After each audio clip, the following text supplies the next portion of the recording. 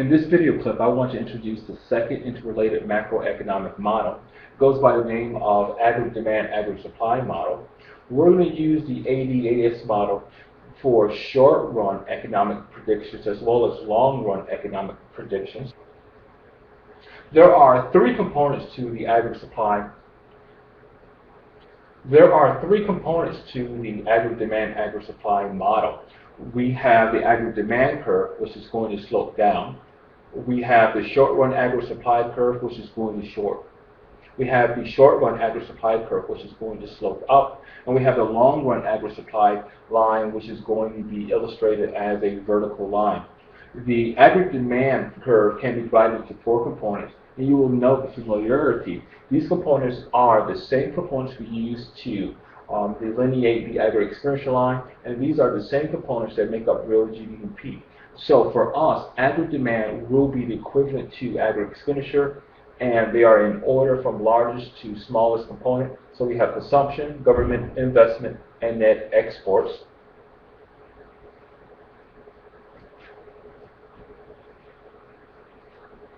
The short-run agri-supply curve, again, is going to slope up.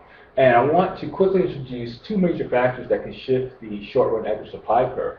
We have change in productivity and change in input cost. Essentially, anything that changes the cost of production is going to shift the short-run agri-supply curve to the right. Anything that results in a increase in the cost of production is going to shift the short-run agri-supply curve to the left. The last component of the agri-demand, agri-supply model is the long-run agri-supply curve.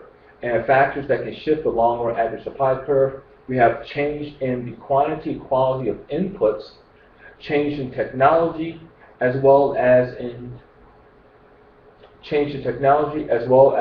change in the physical stock.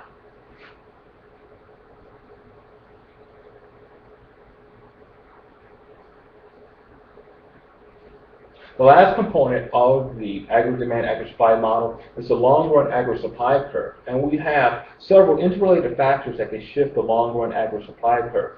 Change in the quantity, quality of inputs, change in technology, change in the physical stock of assets. And let me give you an example of a change in physical stock of assets.